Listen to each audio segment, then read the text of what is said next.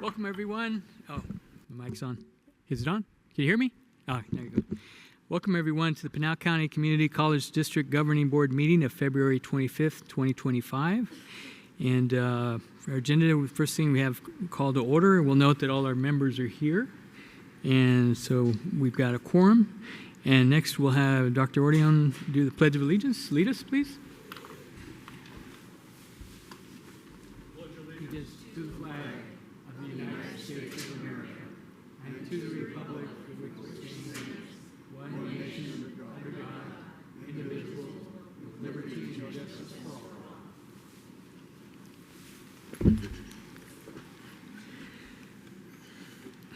All right, next is the adoption of the agenda. Do I have a motion to adopt the agenda? Do I have a second? Motion second to adopt the agenda. All those in favor, please vote aye. Aye. Opposed? Chair votes aye. Motion carries. All right, next is call to the public. And the board is prohibited by IRS statute from discussing, considering, or actions on items raised during call to the public. Individuals are limited to 3-minute presentations. So we do have anybody? No call to the public? No. All right. Okay. And then now, so we'll go to action items. Consideration of consent agenda. I think we approved that. Do I have any items that need to be pulled from the consent agenda?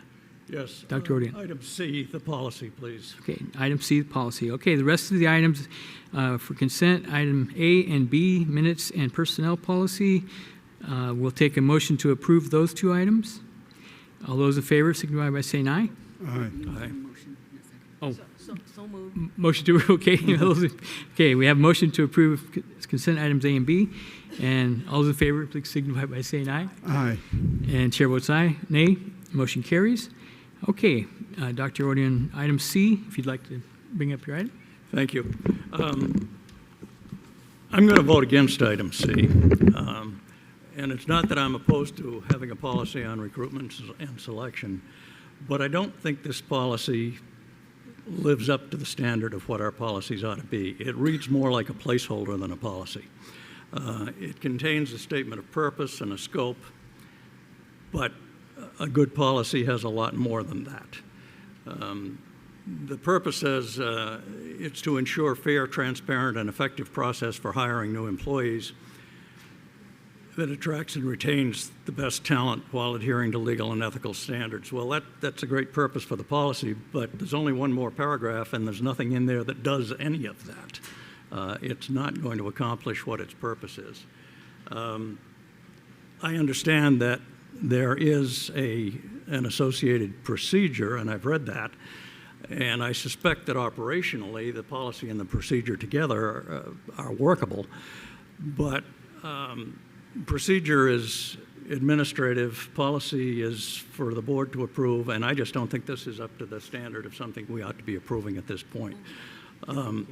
Having said that, I'll make the motion in the affirmative that we approve the policy with the intent to vote against it when we get to that point.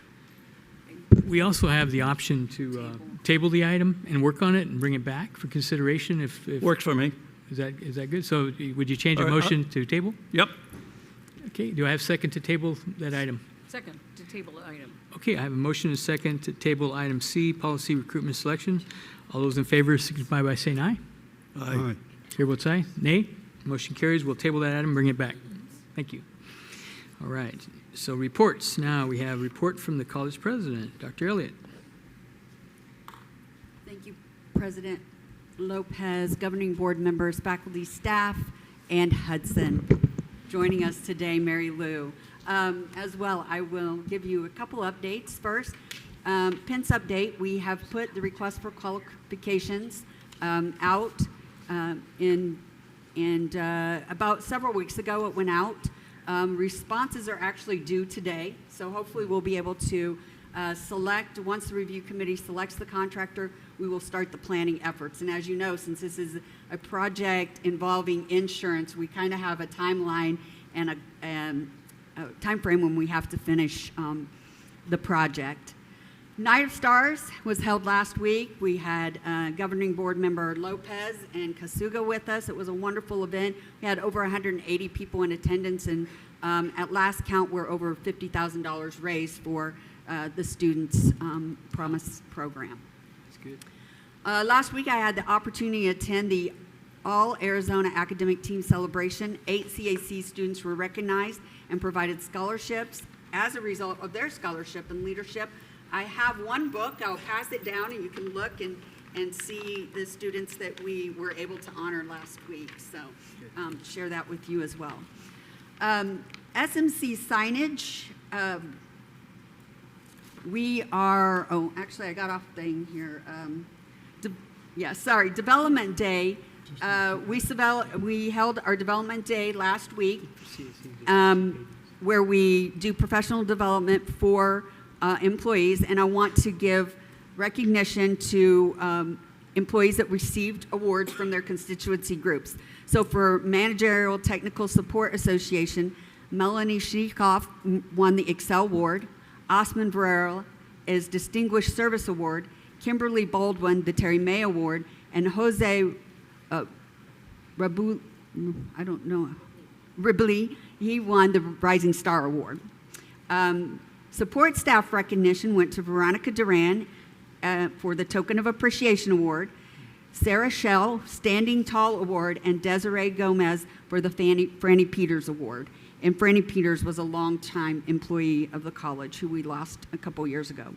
And then faculty awards were presented to Alex Stripmatter, Outstanding Part-Time Faculty, Heather Moulton, Outstanding Faculty Service, and John Faust for the George Friedel Award.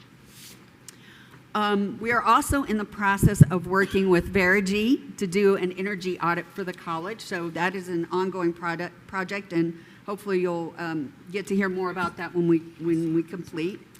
Signage for SMC. We're working with the City of Apache Junction to get directional signage to the campus, much like what we have here in Santan and at our Signal Peak campuses. They have been wonderful to work with. We're also finishing up the project to get the vinyl signage that goes on the outside of the doors. Many of you, when you toured, didn't know what you were walking into until maybe you got into the new classroom area.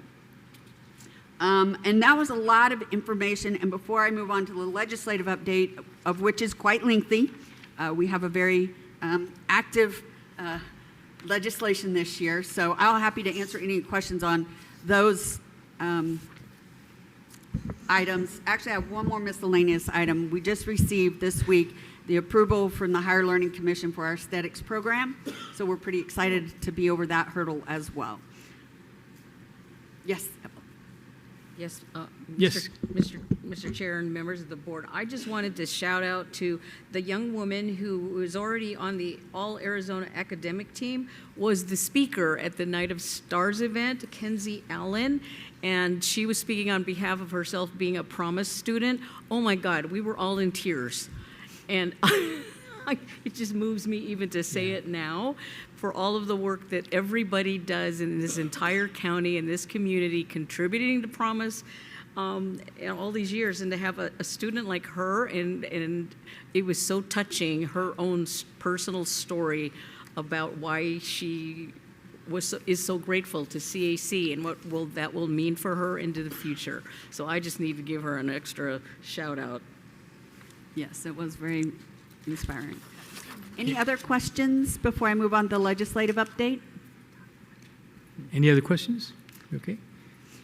So some of these are going to sound familiar because they were bills that we had on the slate last year. So the first one is Senate Bill 1020, Disruption Educational Institution Concealed Weapon. It requires community colleges to allow an individual with any concealed carry weapons permit to carry on campus. And again, this one probably sounds familiar. The next one is Senate Bill 1036, Public Resources Influencing Elections and Penalties. Currently, the Attorney General or County Attorney can file an action in Superior Court against a public entity if either of those parties have evidence to suggest a public entity used public resources to influence an election. This bill now allows any resident to bring action in Superior Court if they believe that public monies were used to influence an election. That one has actually passed the Senate, and it is sitting in the House. Senate Bill 1067, Community College District Tax Rate. If a property tax levy is determined to increase the property tax rate more than 1% the community college district must place that item on the ballot and send it to the voters for approval. This actually was removed from the Finance Committee and has been assigned to Appropriations, and actually I think it's being heard today in Appropriations. Senate Bill 1084, Adult Education Programs, Revisions, and Appropriation. This is the bill that we, the Arizona Community, AC4 as what we call it, have been working with Goodwill and Graduation Alliance. I think you may recall a couple of years ago, state funding wasn't all going to community college, it was going to go to Goodwill and others to provide adult basic education. We're joining forces with them, and in addition to that, to fix the language, we are asking for $18 million in appropriation. It has passed the education, and it was scheduled for appropriations today as well. Senate Bill 1243 requires a public body who makes an open call to the public to have that call to the public at the beginning of the open meeting and for a period of 30 minutes. After 30 minutes, the public body can carry on common business and, if necessary, carry on calls to the public at the end of the public meeting.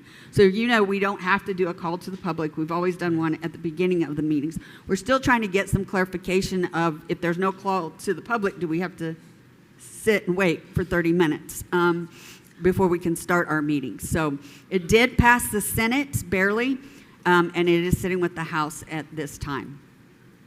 Senate Bill 1247 is the Arizona Teachers Academy Community Colleges. This is to expand the Teachers Academy to community colleges, and that did pass Ed. As you know, we already participate in the Teachers Academy, but this is to extend it beyond the time that we were agreed to do it. It passed education. Senate Bill 1504, this is one we've had a lot of discussions on. It's community colleges, baccalaureate degrees, and reports. It requires an enhanced reporting from community colleges to specify in our baccalaureate programs which degree program students are enrolled in and projected enrollment by degree program, which is a little problematic because some of our community colleges have just now launched their baccalaureate degree programs and did not anticipate the interest and the level of interest. So predicting the enrollment or projecting the enrollment could be a little bit challenging until they're probably established for some time. Senate Bill 1525 has to do with CTEDs, state universities and intergovernmental agreements. This allows the CTEDs the opportunity to work with the universities to offer certain programs that community colleges may not already offer, and that passed education 4-3. So that, obviously that's one we're really interested in because we have great partnerships with the CTEDs, and we would hope that if we didn't have a program that they wanted to partner with, they'd come to us first and not the universities. Senate Bill 1694, Higher Education Withholding State Monies. It instructs the treasurer to withhold state funds from any institution of higher education if that entity has any programs teaching on diversity, equity, and inclusion. And that did pass the Education Committee.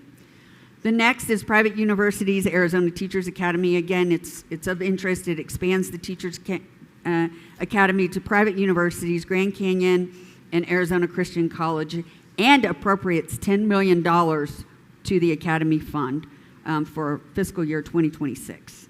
This did pass the House and is sitting with the Senate right now. House Bill 2035, ARS, Termination Incentive Programs. It amends ASRS statute to ensure any termination incentive program offered to employees of an ASRS employer does not create unfunded liabilities in the pool, and if they do, the employer satisfies those unfunded liabilities. This provision has always existed in ASRS, but this is effectively a cleanup language that eliminates any potential loopholes. And it passed the House by a large margin. This is another one that we've been particularly watching and interested in. It's House Bill 2058. It has to do with immunizations, proof, and exemptions for higher education. It indicates that higher education institution that requires a student to submit documentary proof to enroll must allow the student to be exempted from immunization if the student completes documentation indicating they understand the risk of not being immunized. This did pass the Education Committee. House Bill 2880, unauthorized encampments, higher education institutions. It prohibits an individual from occupying an encampment on a university or community college campus without prior approval of the university or community college. Additionally, a community college or university employee shall, 1, direct the individual to dismantle the encampment and leave campus, 2, warn them they are in a violation of criminal trespassing, 3, if they refuse to comply, initiate legal action to have them removed from campus, and 4, discipline any students who refuse to comply pursuant to the school's code of conduct. And this has passed the Education Committee. The next one, House Bill 2927, is public meetings, records, requirements, and penalties. This is in part a repeat bill from the past years, but has expanded in parts. First, it expands the call to public to require that rather than making it optional, it's required. Second, the move to call to the public happen in the first 30 minutes of your public meeting. And third, if the public body meets using technological devices, obviously maybe Zoom, the public shall have the ability to participate. So that's kind of interesting and something that we will definitely look into. And we could be penalized. An institution or entity that does not follow this could be penalized up to $500 to $5,000. And that second part has to do with records requests, the amount of time. So in the past, we've had 5 days to do a record request, acknowledge the request, provide contact information, and the expected date that the request will be processed. And that's a repeat from last year as well. And it has passed the government committee. Next is dual enrollment. We're seeking $5 million in the budget for dual enrollment programs, and so hopefully we will be able to continue what was funded in previous years for dual enrollment. I know that was a lot.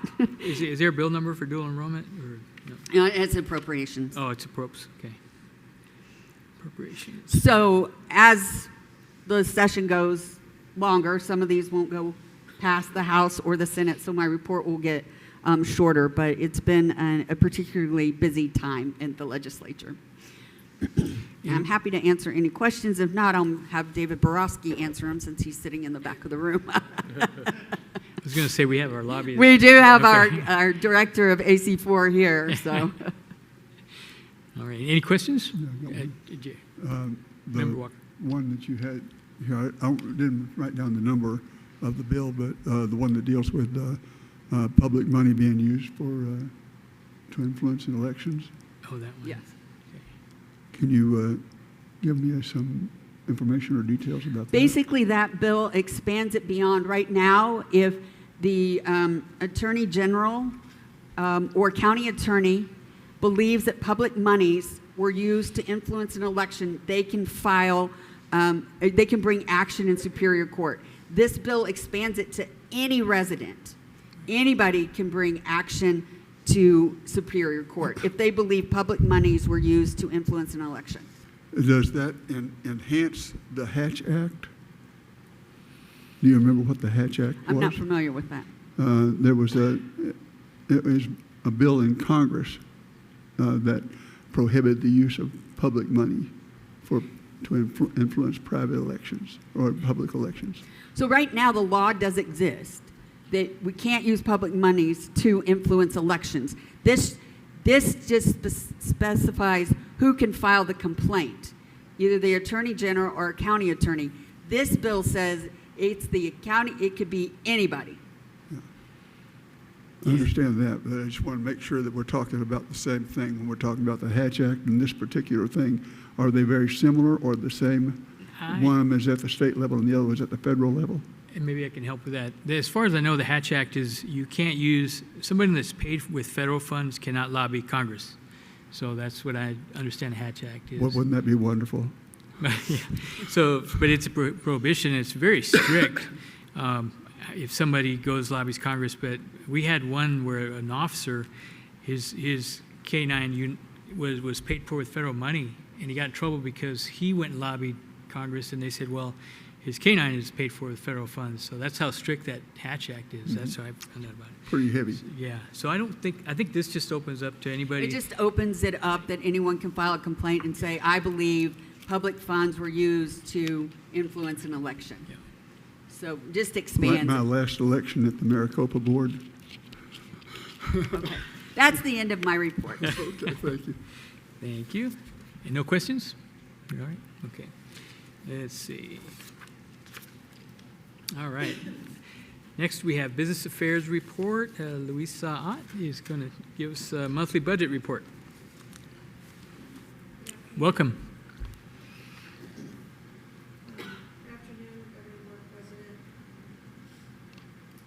Board, Mary Lou, Dr. Elliott, staff, guests, Hudson, taking a nap now. Okay, so you have in your packets the monthly budget reports. The monthly budget report reflects the year-to-date as of December of 2024. December 2024 shows the district's operating fund expenditures at 43.97% of total budget, which is a decrease of about 0.99% from December of 2023. That was at 44.96%. Any questions on the monthly budget? Any questions? It's pretty clear. Okay. And then you also have in your packet the awarded, what we now have as the awarded bids over 100,000. Right. Any questions on those items? Anyone have any questions on the bids? No, it's pretty clear. Let's see. We didn't have that many. There's only a couple. No, it's pretty well outlined. Okay. Great. All right. Thank you. That's all I have. Thank you. Next, we have Student Services Project Update. Dr. Jenny Cardenas. Dr. Cardenas, how are you? Good, how are you? Good. President Lopez, Governing Board, Dr. Elliott, excuse me, faculty, staff, and guests, thank you for having me here today. I am honored to introduce part of the team for our academic advising department. They've done a tremendous amount of work on persistence and retention of our students and are excited to share that information with you. So I'd like to introduce the Director for Advising, Nicole Costales, and Assistant Director, Diana Davis.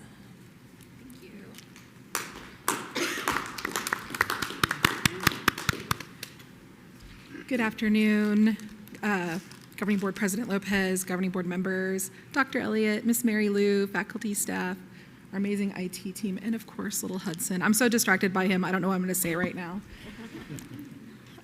Is this thing on? All right, well, thank you. Okay, so I'm really excited to talk about some of the work we've been doing in advising, and we're going to go back a little bit to spring of 2023. I took over the position as Director of Advising in March of 2023, and at that time, we had started implementing 40X in our Student Services Division. We had a project that we worked on, and I thought this was a really good project that we could continue to work on in the advising department when I came in. So I looked at some of the gaps and how we could use 40X. As I was putting this together, I looked at Diana, I go, I'm a lot, because we didn't just do one wildly important goal, we did like 3, because that was new at the time, so I was learning. So we set 3 department goals back in summer of 2023 to carry out in fall. We did establish leading and lagging indicators that will, that focus around retention, and we'll get into that in just a minute in the presentation. We also created this great scoreboard of Excel. So I wanted it to be this fantastic scoreboard, but we just went with old-fashioned Excel to calculate all the numbers and data. And then we had a cadence of accountability where we split up into 2 teams and we met weekly, entering our numbers every week as a team. which I think that was fantastic for our team to do because they could see the work that everybody was doing, and they could see the goals that we were working on and how they were progressing. So at that part, I was like, oh, but it worked out really well. And then we also did a celebration at the end of each semester, which we're continuing to do at each semester, where we get together and celebrate the semester that we've had. I wish I could bring my team here today. It's hard to get them all here because summer registration just started, but they've done a lot of work, and I'm very lucky to have such an amazing team. But our first goal when I came in, I guess I can look at it over here. I don't know why I'm looking over there. Makes so much easier when it's right here, this fancy technology that we have. All right, so, first goal was looking at the number of advising appointments and the access student had to advising appointments. It's very important that students can access their appointments. And in 2023, I just can't even believe this, we were come back from COVID, and we really had to look at how we did things prior. Like, we knew how we did things prior, then we shifted to COVID, and how can we do things now and make it better? I remember being in advising, and on Mondays, we'd have walk-in Mondays, and students would have to wait 4 hours for an appointment. And I'm like, I don't know if I like this system. It was frustrating for a lot of people, but that's just how we always, I think that's general in advising. But when we shifted to COVID and we had a place to do online appointments, it became easier when we came back. And then I just made sure that the staff had like a set number of appointments. And it really turned into, except for a couple busier times during the semester, like right before the semester start, students can make appointments same day or next day. Especially when you're living in a rural community, like Signal Peak isn't the easiest campus to get to. It may take you 20 minutes to get there and 20 minutes. So knowing you have a set time that you don't have to wait, that you have to cancel all your plans for the day was really important to me and to my team to serve the students. So we looked at that, hopefully to increase the availability of appointments, the number of appointments, access. Oh yeah, I think I talked about all that. So we'll go on to the next one to show.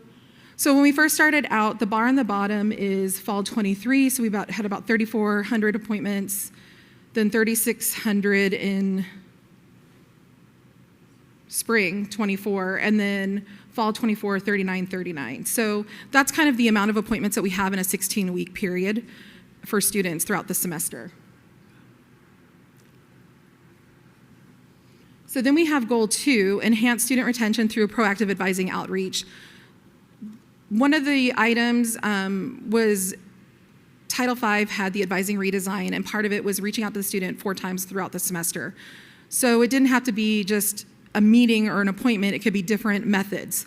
So we really focused on welcome emails to new students at week 4, like welcoming them, seeing how they were doing, asking if they needed anything, also reminding them about registration coming up for the next semester.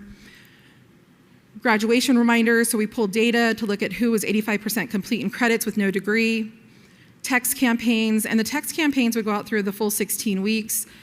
A lot of times advisors, I call us the concierge of the college, so we're also advocating for other departments. So we'd send out text message like, don't forget, book charging stops today or starts today or whatever, any type of communication that we usually tell a student in an appointment, but we were doing through text message.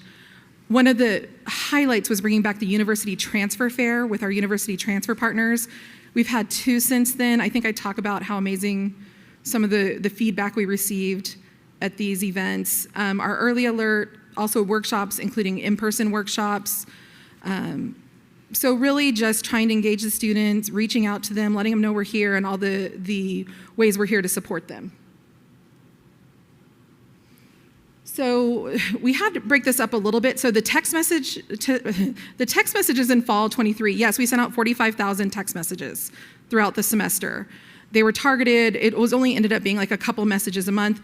Our data at the time, we had a lot of students, and it went to students that might have graduated or was no longer attending, and that was okay because they can opt out. What I loved about it is it was a reminder to the student. They said they would call us and be, that must be a sign. I know I haven't been going, but thanks for the text, and they would come back. Or they needed 1 class to finish for graduation. So it was really great to see students react to these text messages and come back. So we did fall 23, 5,271 emails with a few workshops. So about 150 of those are total is workshops, but over 5,000 emails to students. Same thing with spring, 29,000 text messages. We were cleaning up our data. Then we increased the emails to 5,700. And then fall 24, same thing. There's a missing number. It's 15,000 text messages with about 4,993 student contacts via email. And those are personalized emails. They're like to the student from an advisor. It's not bulk email. It's very focused to that student and what they're doing. And then the last thing was advisor training. This is near and dear to my heart. I really think that training is important for staff and professional development, especially in advising with all the changes in education, and just to have they were all trained on a model of advising called appreciative advising. Some people have never been to a professional conference for advising, so they were able to do NACADA and AZ transfer.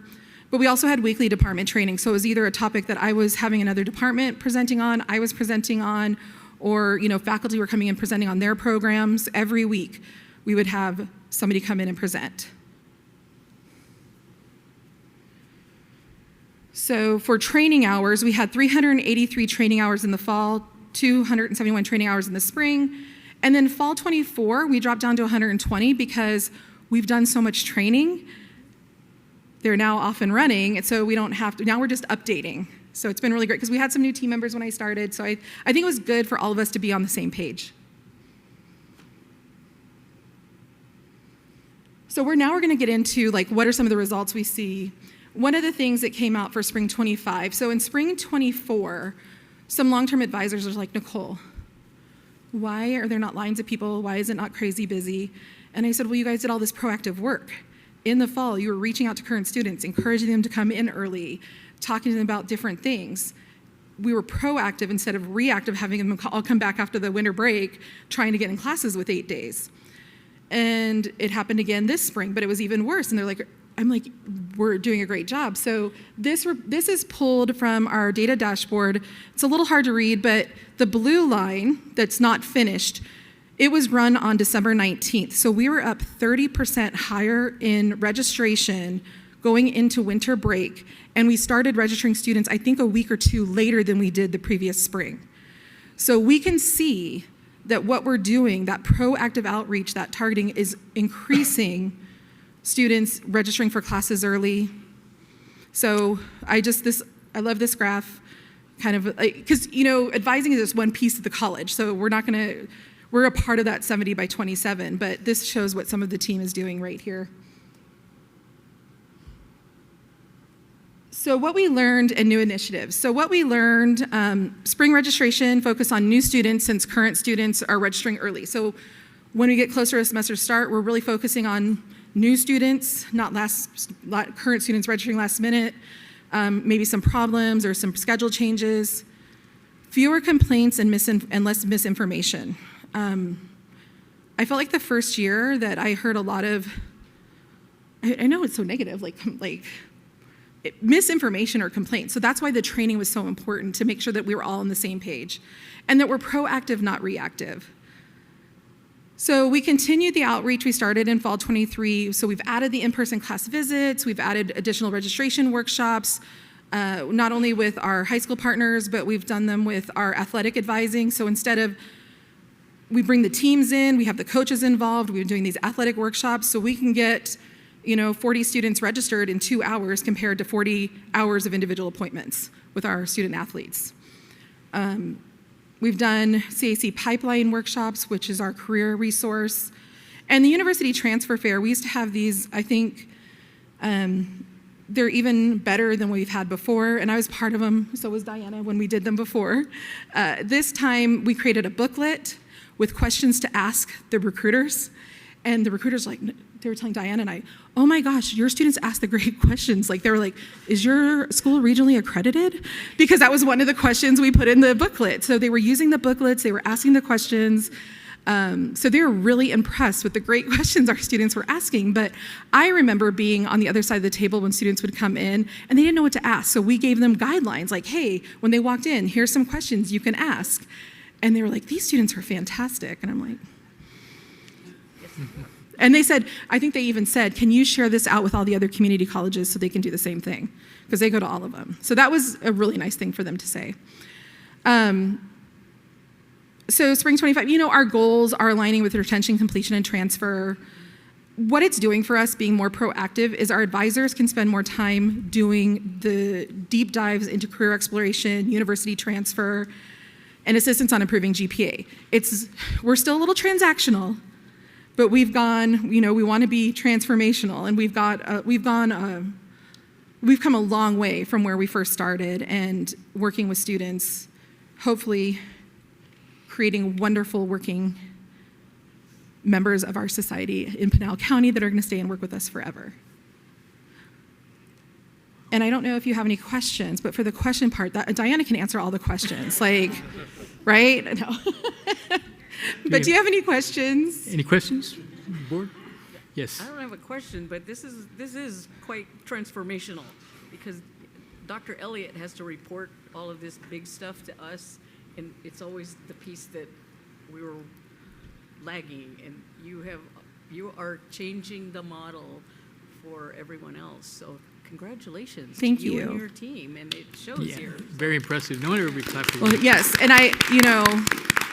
my team is amazing. They do all the work. I just have all this crazy idea and give them timelines, and they're like, this girl doesn't stop. But my boss over here, Andy and Jenny and Dr. Elliott, they all have been You bet. amazing and supportive for the things that we've been doing. Well, it's showing. It shows. So, Yeah, certainly a great team yeah, effort. yeah. Any other questions, comments? Thank you so much. Great job. All right, thank you. Okay, next we have call to the board. So this is an opportunity for board members to actually talk about things in their district if they have something, or just updates. So Dr. Ordeon, we'll start with you. Just a note, the Association of Community College Trustees is conducting a survey of all trustees in the country. You should have received an email in the last couple of days, and I would strongly suggest you do it. It doesn't take a lot of time. They can certainly use the data. And I'm embarrassed to say, as I went through it and filled it out, they're asking questions I wasn't sure I knew the answer to, and that should not be true of any board member. So I had to do a little digging, and there's still a couple of things I have to do a little digging on. So it's a little bit of self-awareness in going through it. If you didn't get it or don't have it, shoot me an email, and I can send you the link. I saved it, so I can get that to you. Thanks. Great, thank you. Board Member Mueling. I would just like to thank all the ladies today that spent time with me trying to pound in my head all the things I need to know about this board, and I do appreciate it a great deal. I will study well. I told the president, don't test me yet, so, okay? But thank you so much. Thank you. Board Member Kasuga. Yes, thank you.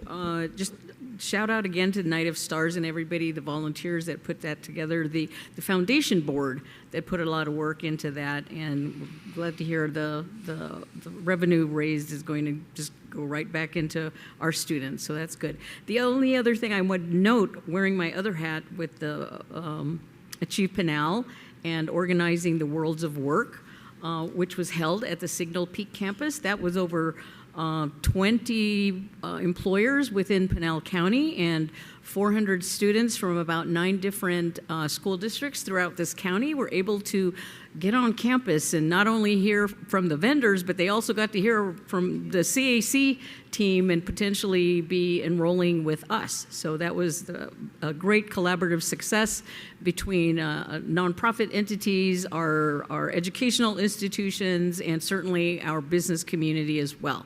So I want to thank everybody for participating in that. And hopefully we have a bigger and better event next year. Awesome. That's it. Vice President Walker. Just to exercise my right to speak about my faith in God, a poem comes to my mind, and it's later was turned into a song that a lot of young people sing, but I won't try to sing it to you, I promise. It's, "O soul, are you weary and wandering, no light in the darkness you see? There's light for a look at the Savior and life more abundant and free. Turn your eyes upon Jesus. Look full in his wonderful face, and the things of earth will grow strangely dim in the light of his glory and grace." Thank you. Thank you.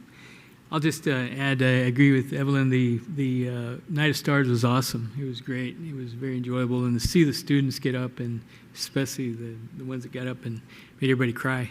But it was really good. And also, as I just wanted to mention, also give a shout out to the economic team that works the college. Andrew Clegg, led by Andrew Clegg. I was before this meeting, I was presenting as the Coolidge City Manager to a company. And it was the meeting was out at the college because they were doing workforce, and so just having Andrew and his team present and Arizona Work and all that was just awesome. It helps all our communities in Pinal County move forward. It's a great job. Thank you. That's all I have. Anything else? The good of the order. I now declare this meeting adjourned. Thank you all for being here.